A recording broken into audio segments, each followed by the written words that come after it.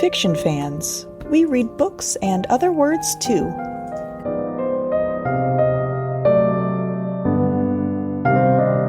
Hello, and welcome to the very first episode of Fiction Fans. I'm Lily.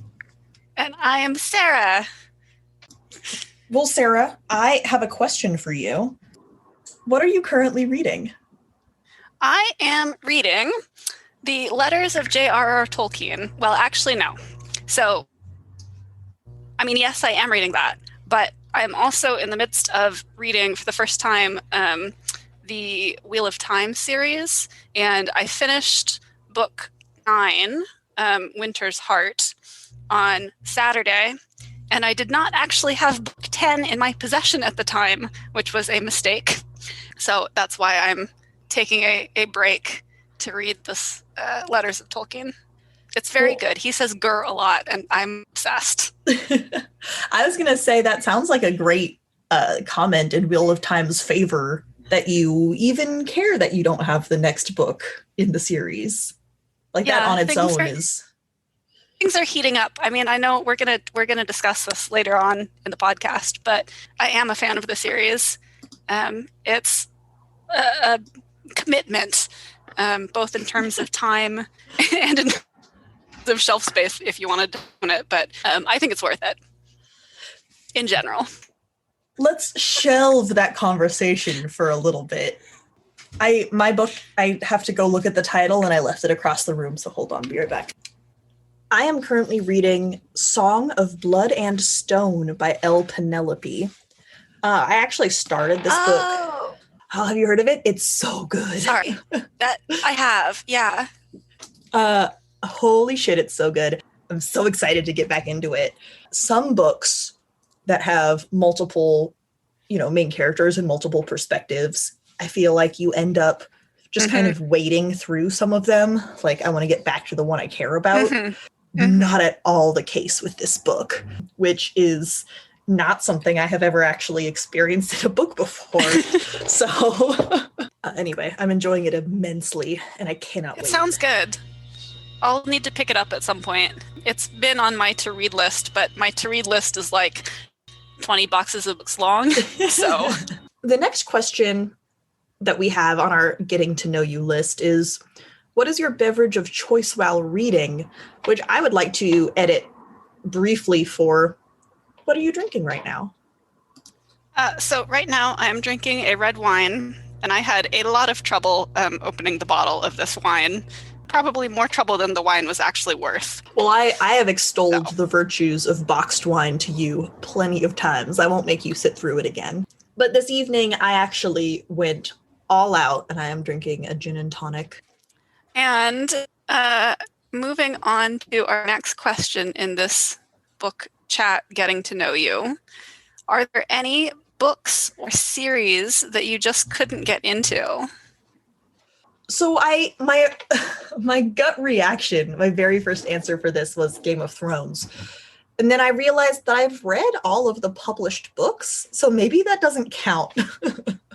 Were you reading them because you enjoyed them, or were you hate reading them? Or does that make a difference? Does it make a difference? I didn't enjoy... Spoilers, Ned Stark dies. And I don't think I enjoyed a single moment after that, because he was the only part of those books that had any value to me as a reader. Didn't like the characters, didn't like the prose, like none of it. None of it. But it was really big at the time.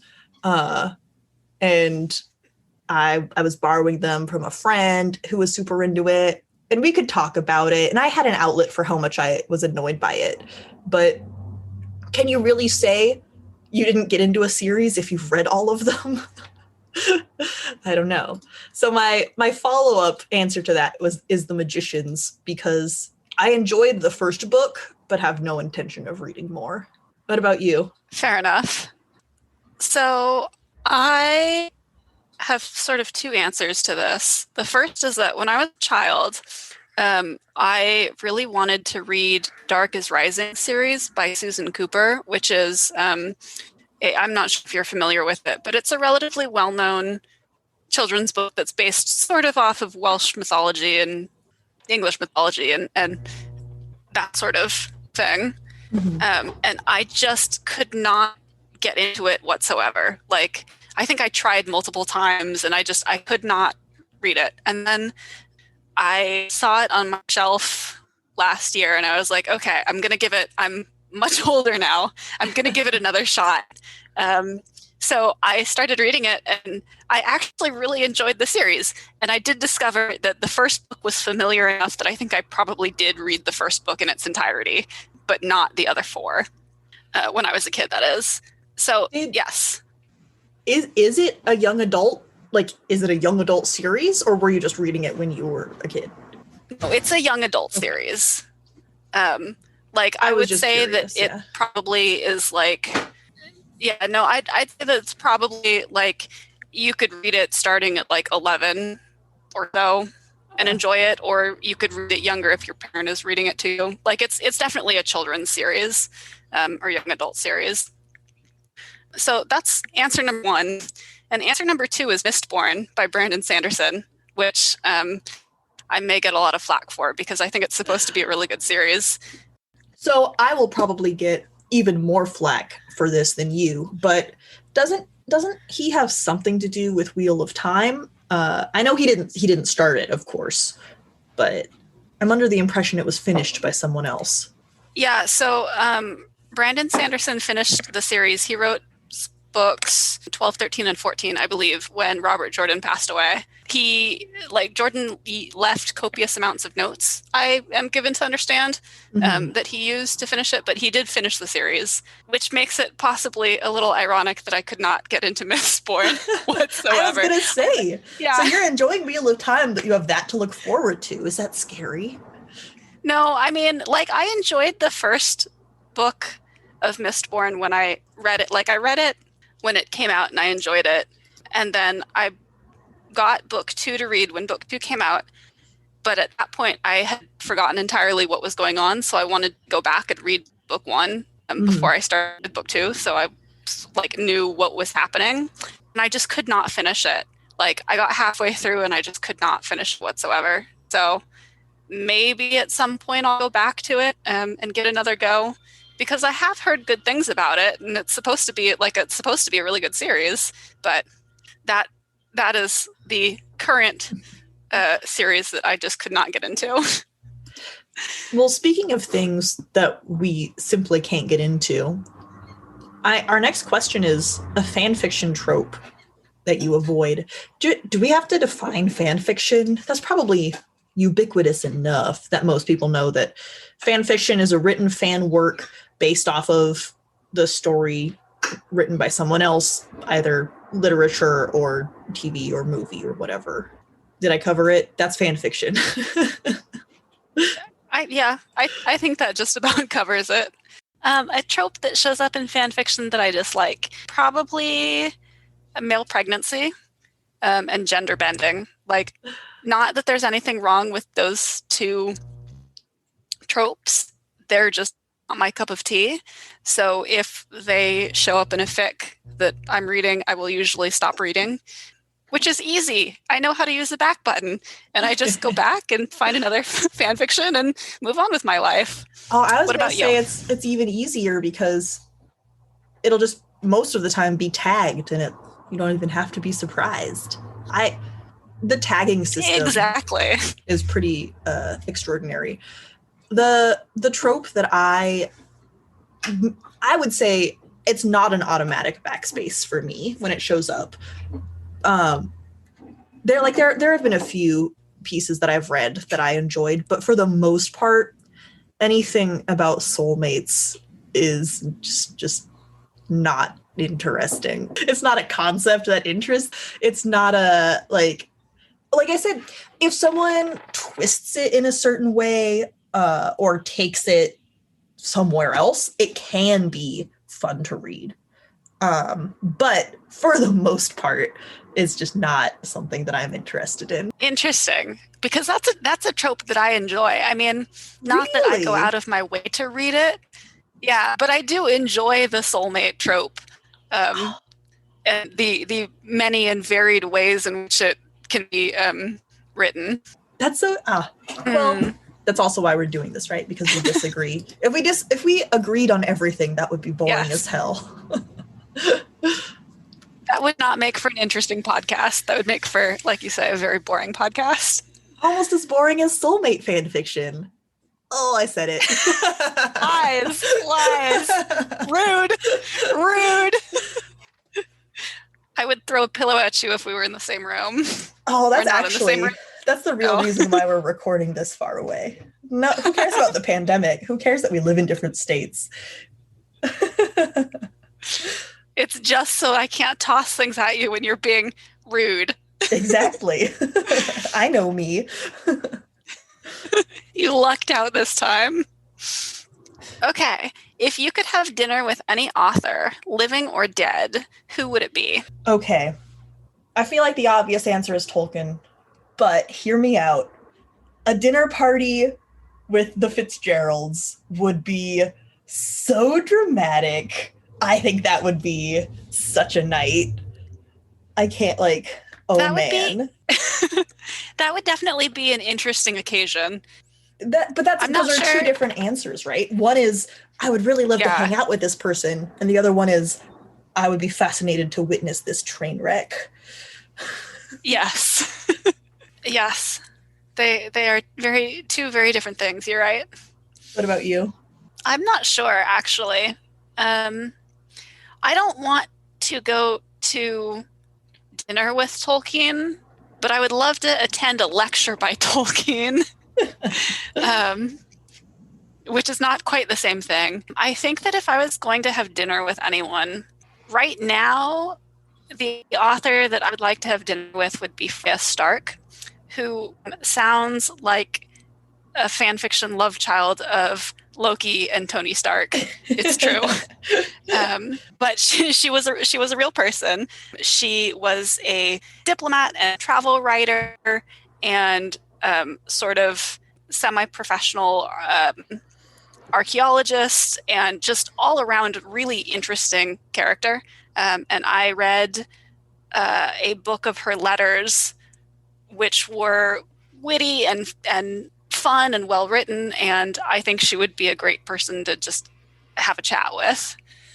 I was excited to hear about her just when we were texting, and you didn't even share half of that cool stuff, so now I'm 10 times more excited. Yes, I had to save some of the good stuff for the podcast. You'll have to tell me and our scores of listeners all about her very soon, because damn. We will definitely be having a section on Freya Stark because Freya Stark is amazing. I will prepare some quotes from her letters. And by that, I mean, I will go back into my tweets because when I was reading that book, I was tweeting a lot of really cool sound bites from her letters. So yes, we will have a section on her because she deserves the section. Excellent. That made us sound very serious, but to bring it back more serious what we than know we and are. Love, exactly. If your pets wrote a book, what genre would it be? So pugs, Mr. Squeak, who is a girl despite the name, because Miss Squeak just did not sound as good. And she is definitely a Mr. Squeak. Like in her behavior, in her looks, she is Mr. Squeak all the way. So I have Mr. Squeak and I have Snorri, who is my other pug. And Mr. Squeak would definitely write murder mysteries, a la Agatha Christie. I think that she would be a very popular murder mystery author, and I would be somewhat worried living with her. I'm already somewhat worried living with her. Snorri, I think, would write some sort of really erudite, well thought out, deep poetry. Oh, I like that answer. I did misphrase the question. You're right. If they were an author, what would they write? Not what genre would their novel be? I think so. Out of my two cats, the answer that came to me immediately was Sif, my little tabby, would definitely write adventure novels for young girls. YA, that warrior princess vibe. I can see that. I pushed for naming her Xena when she was a little baby, and I think that spirit lives on. Yes, I can see that. I posed this question to Dan, my husband, for Bard, our big black and white fluffy cat, and with no hesitation, he said, "Oh, he would write recipes." So Bard would write a cookbook.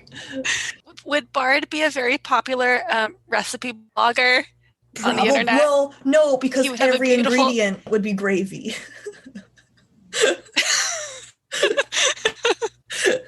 He's still a cat after all. He would have a very niche audience. Yes, but it would be popular within his niche audience. Mm-hmm. What is in your to be read pile? I won't read off all of these. As part of my current author crusade, I did. I have a stack of books I bought this summer and have not read yet. So all of them in that stack, but just picking one, is Dragon Sword and Wind Child by Noriko Ogiwara. Interesting. Never heard of it. So like I said, I was just looking at lists of current authors that had published fantasy novels recently. And it has a very pretty cover. What's it about? Should I just read you the back? I haven't read it yet. I don't know. Yes. Well, no, but I want to, if we're going to talk about books, we might as well make it interesting for the audience and hype up this current living author. I should say I assume they're still alive. Like I said, I bought this book a couple months ago. The god of light and the goddess of darkness have waged a ruthless war across the land of Toyoashihara for generations. I wouldn't say I butchered that, but I probably did it wrong. But for 15-year-old Saya, the war is far away. Until the day she discovers that she is reincarnation of the Water Maiden and a princess of the Children of the Dark. Raised to love the light and detest the dark, Saya must come to terms with her heritage, even as she tumbles into the heart of the conflict that is destroying her land. I won't finish reading this entire paragraph, but it seems just like a good old two-side conflicted young girl. Like, give me that. I'm all over it. Yeah, it sounds like a fun read for sure. I'll be interested to hear what you think about it when you finally read it. Well, I have the final 4 books of the Wheel of Time series. That's a very tall pile already. Yes, that is a tall pile already. Those books are lengthy. So once I finish the letters, I will probably move on to book 10 of Wheel of Time. And what I've been doing with some of the Wheel of Time books is taking a break in between to sort of cleanse the palate and read a Terry Pratchett book, because I'm rereading all of the Terry Pratchett books. But lately, the Wheel of Time books have been so interesting that I haven't wanted to actually stop in between. So we'll see whether I take a break or if I just plow through the next 4 books. I haven't decided yet. Well, I look forward to hearing what you decide to do. Yes, and you will hear about it. The next question is a trick question. Why did you even put it on this list? I thought it would be an interesting question. Okay, other than The Lord of the Rings, what is your favorite adaptation? Okay, you can edit the question. Yes, you can edit the question. Because obviously, is Lord of the Rings. I love the Baz Luhrmann adaptation of The Great Gatsby. I have loved most of Baz Luhrmann's movies. And then when I found out that he was doing The Great Gatsby, a book that I also love, it was just a match made in heaven. The music choices, incredible. The casting, on point. There's nothing about that movie that disappointed me. I just think it did such a good job of giving the right vibe and telling the story, but also staying true to sort of the ambiance of the book. Seeing as how I have neither read the book nor seen the movie, I cannot comment. Well, you'll have to take my word for it. It's good. I will have to take your word for it, yes. Just imagine Beyonce in the 20s. My favorite adaptation, I think, would have to be the recent TV series of Good Omens. Initially, when they announced the casting, I was kind of dubious, and I didn't think, like, I knew that Neil Gaiman was involved with the project, but I didn't have high hopes because I like the book so much, and adaptations usually fall short. And then I saw it and I was like, this is perfect. It entirely captures the feel of the book and like the in-jokes, and just has all of the scenes, and it's a comfort watch. Like, I could watch that over and over and over with no breaks and I would be happy. He also did such a good job with Stardust. I think his sort of foundations in screenwriting really come through when you get an adaptation of one of his works. Yeah. Well, Stardust in particular, I think he actually wrote agree. the screenplay. So, like, of course he did what he wanted to do. I know he did a lot of the script writing or all of the script writing for Good Omens, which is part of the reason why it's so good. Okay, that makes total sense then. Yeah. Yes, so checks out. But my runner-up would be the Prince of Tennis musicals, because I have a very fond spot in my heart for them. Prince of Tennis is a manga about ostensibly middle schoolers, but some of them look like adults and get mistaken for adults. So they're basically adults, ostensibly middle schoolers playing tennis. Which is apparently a life or death situation. It's not magical tennis, but some of the times it seems like it is. There is, in the anime movie Prince of Tennis, or one of them, I think there's two movies, there's a scene where one of like the team captain's serves is the meteor that takes out the dinosaurs, and it's just way over the top. Anyway, that's not my that's the anime, not the musicals, but the musicals are brilliant and weird. And how in the heck can you have musicals about high schoolers playing tennis? Why would that be interesting? But it somehow is. So that was my honorable runner-up. Honorable mention / runner-up. Yeah, I almost want to say weird is always good, which I'm going to immediately backtrack and say, of course, it's not always good. But at some point, weird is great. Weird is often good. Just for the sake of itself, yeah. Mm-hmm. What genre or trope will you always take a chance on? Well, I'm not going to say soulmates, but I'm tempted to, just because of our earlier conversation. That's fine. Not necessarily fan fiction, though, just any genre or trope. Yeah. I mean, I honestly don't know, because, like, I was trying to think of it, and I couldn't really pinpoint, like, trope that I would go to or read, like, whenever I found it. So I'm going to have to pass on this. What about you? Oh, amnesia, definitely. Any kind of memory loss. Something about that is just so fun. I don't know. Romance, but also not necessarily in romance. I will say I think it's the fourth Southern vampire mystery novel, which you may know as True Blood, by Charlaine Harris. I think it's the fourth one. One of those books does the amnesia trope, and it's so good. But also, anytime memory loss or amnesia comes up, like, I'll probably enjoy it, no matter if it's good or not. Do you have a book that you read that was a struggle, but ended up being worth it? So, again, this is partially out of contrarianism, but The Magicians. I thought it was kind of difficult to read the first book, but once you do that, it really picks up.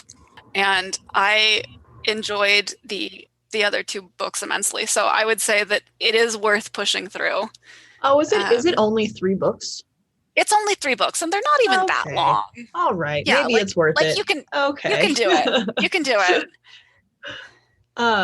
Maybe I'll have to change my answer to series I'll never finish then. It's just the first book was not good enough for me to read 10 books. Let's just say that. Fair. Yeah.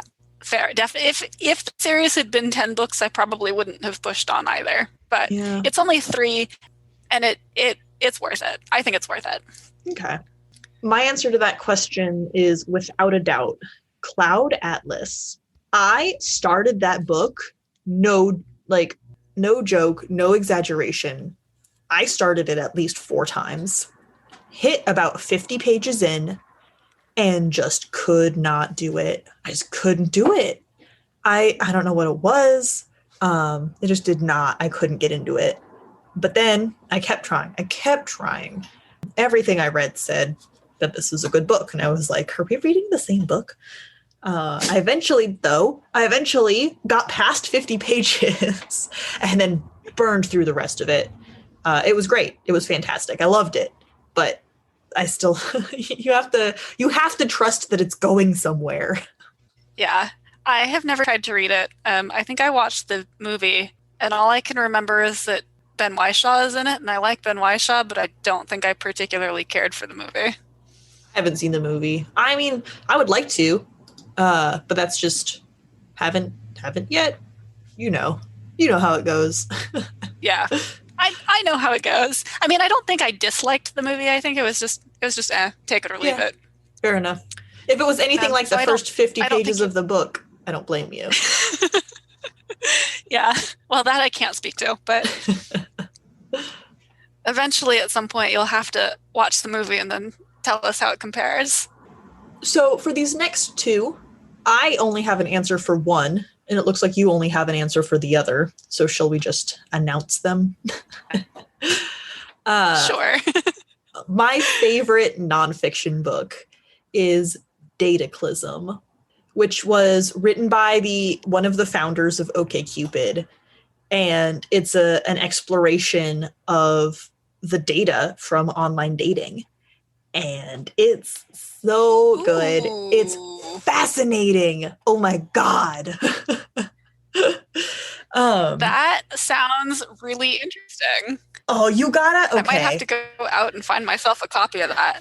It's phenomenal. He does a really good job. I don't remember the author's name right now, but he does a really good job of explaining sort of the parameters of what he was looking at. And so it feels very like, if you've taken any statistics classes, it all checks out. I'm not going to say I'm a statistician, but the little bit that I know, it all checks out. And there's some really fascinating graphs, and he talks about the shortcomings, like this is what the data looks like, but here's this big caveat. And so who knows what it could actually be or whatever. And this on a more personal note, I did meet Dan during the time that the data is taken from about a decade, if I remember correctly. So it's a huge chunk of information aggregated together. And so I'm in there. So that's kind of fun. my own OkCupid dating is part of this book. And so that just makes it a little bit special to me, but it's also a great book without that. So my favorite poem would probably have to be Ozymandias by Percy Bysshe Shelley, partially because when I was in 7th and 8th grade, I had the same English teacher for both years, and she made us memorize a poem a week, and then we had in front of the class and recited it. And I hated that as a 7th and 8th grader, and I can appreciate it a little more now. But the only poem that I actually remember from that time is Ozymandias. And there's also a family connection because our grandfather wrote extensively or researched extensively on Ozymandias, and he taught English. And so I went home and said, I'm learning Ozymandias by Percy Bysshe Shelley. And my father was like, oh, Granddad would know all about that. So that's partially why I'm so fond of the book. Not book, poem. It is nice to have that connection. It just gives that extra little warm and fuzzy feeling. Mm-hmm. Exactly.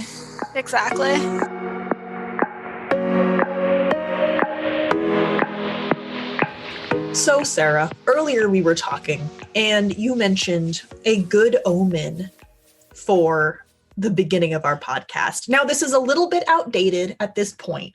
However, it was very timely at the moment, and so I think it still deserves to be addressed. Yes. So the good omen, and I call it a good omen simply because, I mean, besides the fact that it is a good omen, but that is also like good omens, which is why it's not a great omen. It's just a good omen. So we had obviously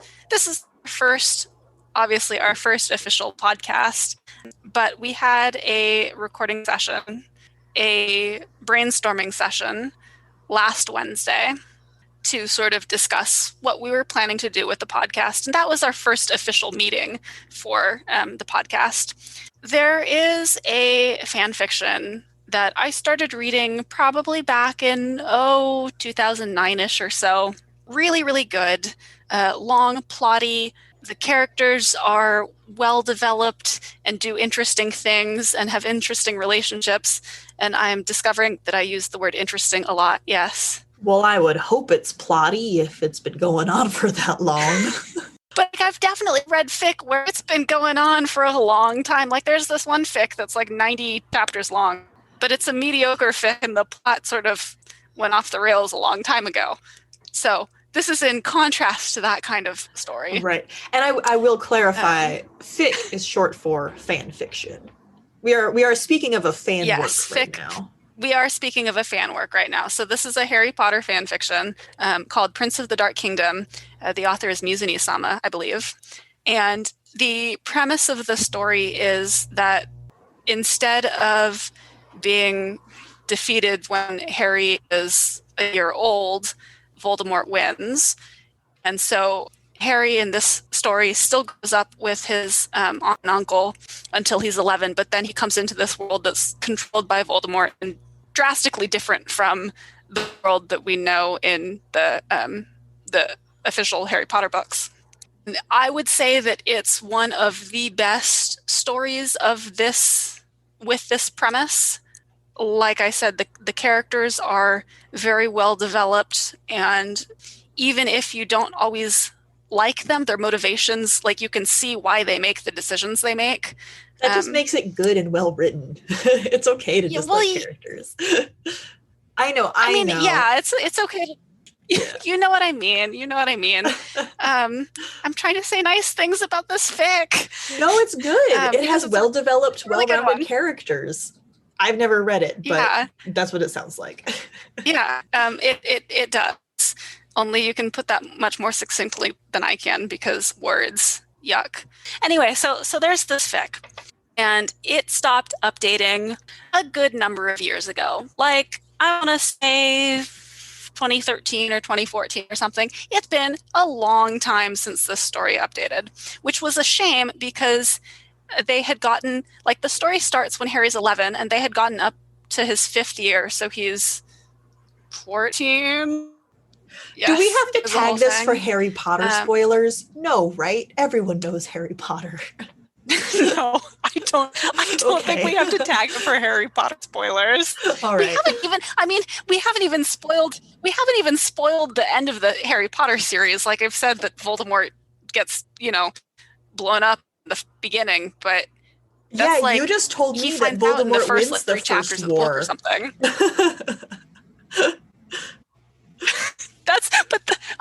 Unless you're talking about are we giving spoilers for this story? But also I don't think so, because that's a very basic premise that is you discover when you read the fic, you discover that in the first chapter. So I don't think that's a spoiler. I'm gonna call first 10% of any work not a spoiler. I'm laying that down. If it's in the first 10%, it's not a spoiler. I concur. Anyway, so this fic, very long, very plotty, very interesting. There it is again. I keep saying interesting. Well, you enjoy reading it. I need to expand my vocabulary. And you want to know what happens next. Yes. I mean, I'm not saying, what I'm saying is that I've discovered in the course of doing this podcast that I use the word interesting quite a lot. And I want to expand my vocabulary. That you are on the edge of your seat and you can't wait to find out what happens next.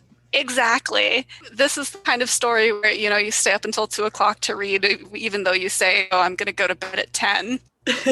And then you keep saying one more chapter and one more chapter, but the chapters are long and the chapters are long and the characters have lots of adventures in them. Can you tell me, so when you say interesting, I'm going to unpack that. I'm going to needle at you about that. So you don't know what's going to happen next, or you're enjoying the journey? Like, which one of those is it? I mean, I'd say both of them. Okay. Because, and granted, it's been a long time since I've read this fic. I need to go back and reread it. But you want to find out what happens next. Like you're intrigued by what's going on. Anyway, so the long and short of it is there's this really good story, hasn't been updated in years and years and years and years and years. It's one of my biggest regrets that this long plotty story that I would give my left arm to see the end of, to see it finished, it's never gonna be finished. It's never gonna be updated. I'm resigned to that fact because it's been 6 years. And then the day of our first podcast session, our planning session, I check my email and there's an update. I mean, granted, it was just an author's note saying, yes, round of applause. This is where I insert the roar of applause sound. Is that a thing? I can probably do that, right? I'll figure it out. You probably can do that. Yes, so granted, it was just an author's update or an author's note saying that the fic was not abandoned and it would be coming back to it. But I still took it as a good omen because, life on a fic that I had given up for dead, it was very exciting. In all of the, and that is the good omen for this podcast. I mean, I agree. In all of the thousand plus days that they could have had an update, that actually does sort of bring up an interesting topic that I want to discuss, and that I know we are on maybe not opposite sides of, but maybe we are on opposite sides of, which is the risk assessment involved in starting an incomplete work. And at first, I was sort of framing this as a fan fiction conversation, because I think that's one of the instances where you are reading something as it is being written. And I guess technically book series are the same way. But actually, I think Game of Thrones is a really good example of this in the sort of professional publication world. Is there a better phrase for that? I was just going to bring up Game of Thrones, actually. Yeah. No, I mean, I think that's a fine phrase for it. Professional versus amateur. I feel like that's the best delineation. Yeah, I mean, professionally published versus not professionally published. Yeah, I don't want to diss self-published works, but I just like fan fiction versus, original works. There we go. Yeah, fan fiction versus original works. I personally mostly encounter this in the fan fiction world, by which I mean I don't encounter it because I run screaming in the other direction and refuse to even attempt. But Game of Thrones is a series that was started, that people have been following for years, decades. I'm not actually sure when the first book came out, a very long time ago. And it's an ongoing series that when's the next one coming out? No one even knows. And other than Game of Thrones, I would argue that I assume if a book is published, the story will be finished. That's kind of an assumption that I have, which is probably wrong. And I feel like people have maybe been disillusioned with that system with Game of Thrones. Yeah, I mean, I think you're right in that when you see a published work, you do kind of assume that there will be another published work to follow it if it's part of a series, and that eventually the series will be completed. Mm-hmm. Well, because you do get the problem of, for example, Wheel of Time, which we were talking about, where the author died before he could finish it, and if he wasn't so clear about where he was going with the series, would his estate and his widow have been able to find another author to write the last couple of books. I don't know. I'm not familiar with that situation. Do you have any idea? I mean, I don't know what sort of preparation he did. I had known nothing around the circumstances of his death. Oh, during his last days, the writer began dictating onto a recorder how the prologue for the final book would play out, and feverishly scribbling down the ending he had kept stored away in his mind for the past 17 years. This is according to the Los Angeles Times that came out in 2008. So it sounds like interesting. He did know he wasn't going to finish it, and so he annotated for that purpose. Doesn't make a big difference. That I was just curious. But so the point is, starting something that hasn't been finished, I actually take a very similar view of television shows. Just any story that, well, any story. We used plotty earlier, and I think that takes place now. Like, that's relevant now. Because, like, Brooklyn Nine-Nine, who cares? It's episodic. It's whatever. But then you have shows like, I'm going to use Stranger Things as an example, but I think they do a good job of ending each season not knowing if there will be another one. And I appreciate that about them, though. So you think that each season is fairly self-contained? Each season has its own story. And there is the overarching, like, and they do, like, leave hooks for next season. Like, of course they do. But they complete what they started out doing in each season, which I appreciate. Not to have Firefly PTSD, but I really dislike shows that end when they weren't supposed to end. And I feel the same way about, like I said, book series is not something that I run into personally very often. I don't care if Game of Thrones ever finishes. I was never going to finish the book series. And the show ending doesn't bother me because it's about as good as the rest of it. I said it. But that's also why I do not start fan fiction that hasn't been completed. Just, it's a heartbreak I'm not willing to take on. For me personally, if I was not willing to start an incomplete fic, I would be reading very little fan fiction. And as it is, I read quite a lot of fan fiction. So I don't mind starting an incomplete fic if the story sounds really interesting and I really want to read it. I will wait until there are a couple of chapters because that at least shows that the author is, for the time being, and obviously things can change, see this wonderful story that was not updated for 6 years, that had been up until that point updated on a fairly regular basis. But at least if there are a couple of chapters, it seems like the author is committed to seeing the story through. On the other hand, if the fic is incomplete and it hasn't been updated, if I'm coming to like a story not as it's currently being published, but it has a couple of chapters and the last like update date was in 2018, then I won't read it because I don't think that there's a good chance of finishing it. It's always very interesting to me when, at least on the website Archive of Our Own, and it will show the number of chapters it's supposed to have, right? Because it'll do like out of 9 or whatever.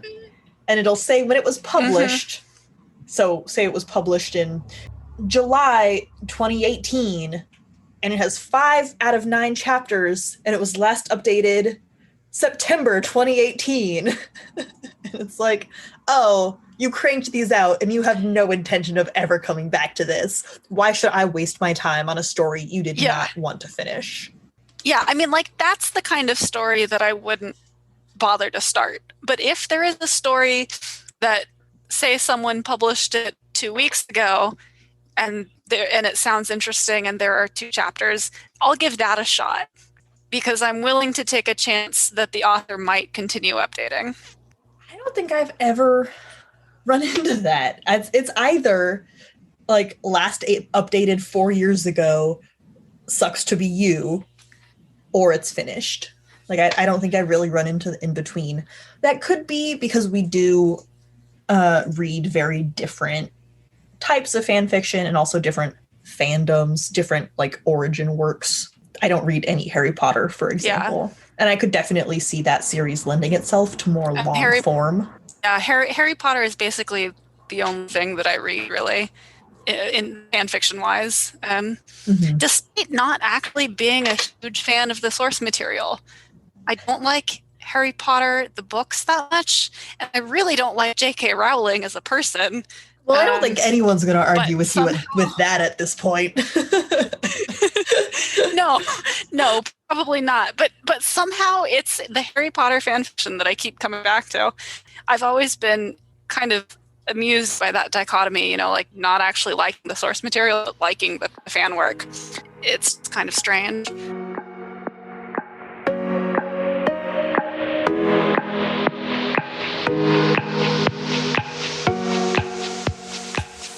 This is the very first segment, well, because it's the very first episode, that we are going to call Is It Worth It? Where we discuss books with no spoilers, because otherwise, what's the point? And whether it's worth it to read them. Well, I guess if our answer is it's not worth it, then we can give a sort of rundown. What do you think? I know your answer tonight is yes, so it's not relevant. Well, my answer tonight is both yes and no, because, well, why don't you pose the question first, and then I'll explain why my answer is both yes and no. All right, Sarah. So The Wheel of Time is an extremely long series. You threw out a number earlier that was absurd, like 27 or 54 or something. How many books are in this series? Okay, it's 15 books. Well, there are 14. The series itself is 14 books, and then there's a prequel, which makes it 15. All right. And all told, it's probably about like 15,000 pages or so. 15,000 pages is, I don't even want to know how many words. Roughly. I don't want to know the answer to either of those questions. That's so much. And honestly, I do not have the time or the energy to read that much. However, Wheel of Time is a very important series. So many people know it, talk about it. I would say it's one of the pillars. Turned into a TV show? Oh, I didn't actually know that. So important. It is being turned into a TV show. All right. And so I would be fine with just reading the first one, so I have some frame of reference for conversations for the TV show, etc. So, Sarah, my question for you is it worth it to just read the first Wheel of Time book? So, short answer is if you are reading the first book for the sake of saying I've read some of the Wheel of Time and you have no intention whatsoever of continuing on with the series, no, I don't think it's worth it. If you are saying, should I read the first book? I am on the fence about reading the rest, but I kind of want to see where the series might be going.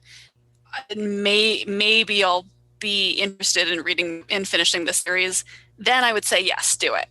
If you have no intention of reading the other 13 books, no, I don't think you should. The pros of and by pro, I mean pro with an S, not prose as in like writing prose. Prose. Pros versus cons. Pros, like pros and cons. Yeah. Yes. So the pro of book one of the pros of book one is that it's mostly a self-contained story. So you could theoretically read the first book and think, oh, that's the story, that's the end of it. There are a couple of loose ends that wouldn't get tied up, and a couple of characters kind of end on a cliffhanger. But my one problem with that, and this is a minor spoiler, only very minor, at the end of book one, Rand, who is one of the main characters, thinks that he has defeated the big bad. And you know that he hasn't defeated the big bad because there are another 13 books. Oh, yeah, So, I wouldn't even call it a spoiler. yeah, so It's not over why, yet. that's why I said it's a very minor spoiler. But so if you were somehow able to read the book without knowing that there were another 13, then it would be a self-contained story, because you would say, oh, okay, so they've gone through this adventure. Rand has defeated the big bad. The world is saved. You know, happy ending all around, except for the three characters the one character who did something dumb that doesn't get resolved for another couple of books, and the two characters whose storylines end in a cliffhanger on book one. I guess where I come from is there are so many books. There are so many books. And what I've heard about Wheel of Time is not compelling enough for me to sink the required time into reading the whole damn series. There's a finite number of hours in the day. I can't do it. It's definitely a commitment. Yeah, it's definitely a commitment. I think it's worth it.